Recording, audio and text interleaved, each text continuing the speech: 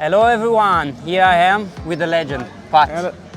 And yeah, we wanted to talk a little bit about this new kite. Yeah. There is already a lot of information, Okay. but listening new, many things they catch my attention.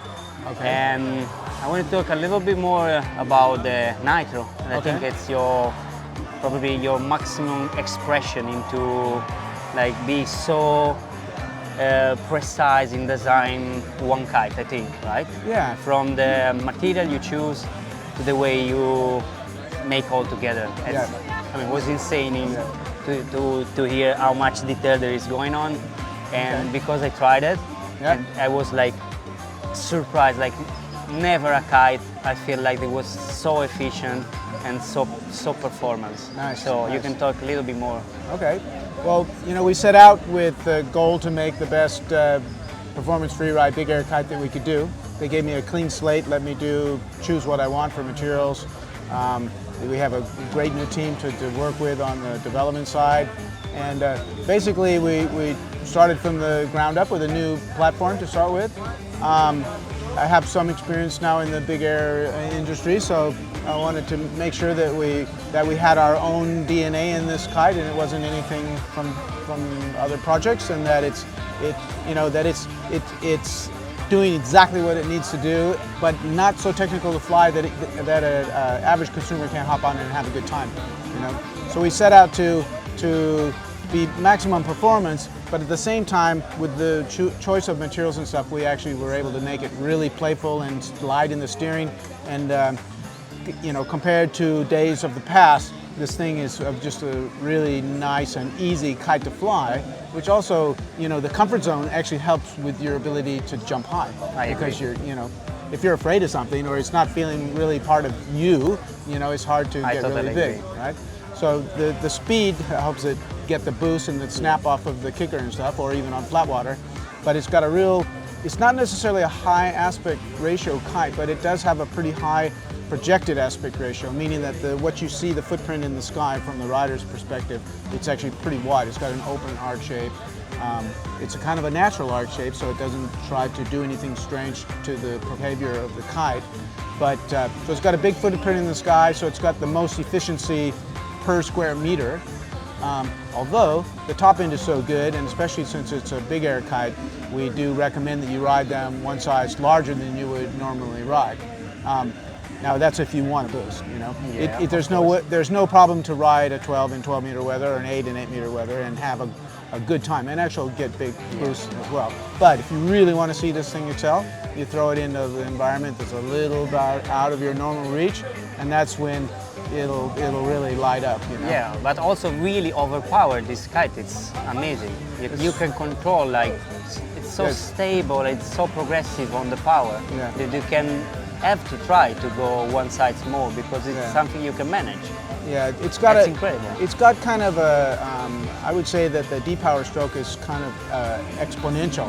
So you don't end up getting the bar getting super far away from you, and it does depower pretty quickly. But it's not twitchy, and it's not difficult to control. But it's an exponential depower, but it's real. You get without having to do too much on the trim step, you get a lot of range out of the kite within the 48 cm of the bar. And another thing I noticed is you are not losing any controllability when it's the power. And still steering. Yeah. It's Many kites, as soon you depower, you have those slack line and the kite start to slow down.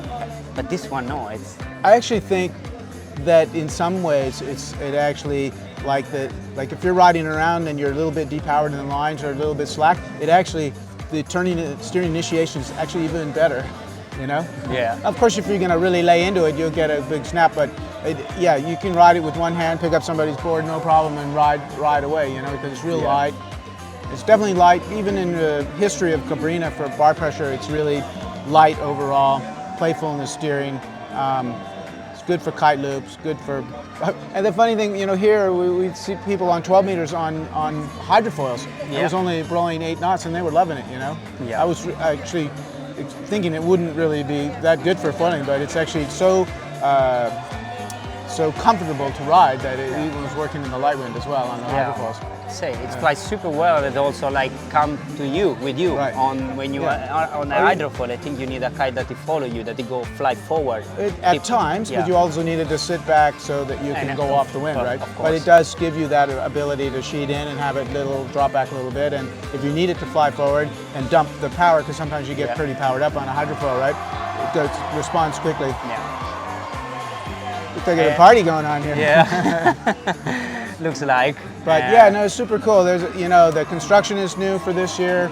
We've got a new 75-gram material that surrounds the perimeter of the kite, making it strong, but without adding any weight. It actually is lighter construction than last year's kites. The leading edge material is actually a new developed material that has a different process in the manufacturing, where it's actually a coated material with a polyurethane type of resin, rather than the traditional Dacrons are made with a dipping process, and they use a melamine resin, which is much more rigid.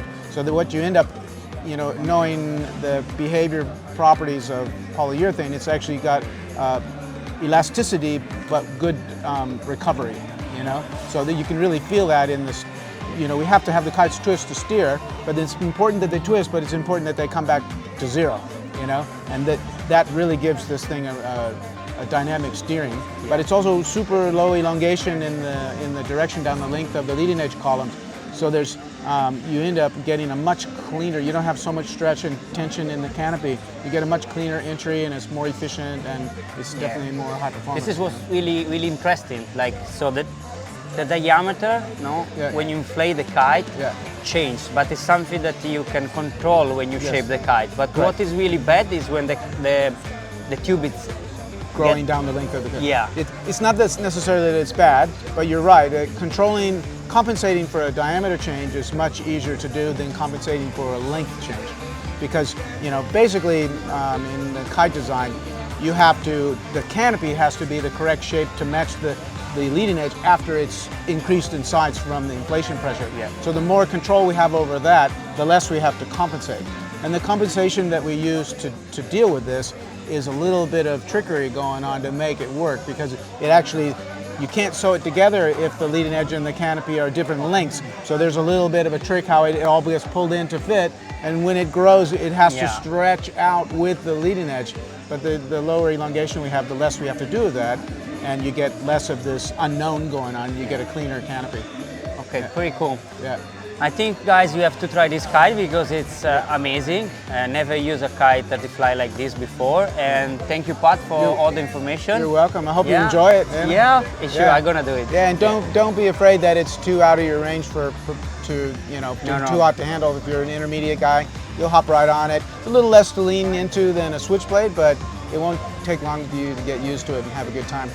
Yep. Ciao, ciao. Ciao, ciao.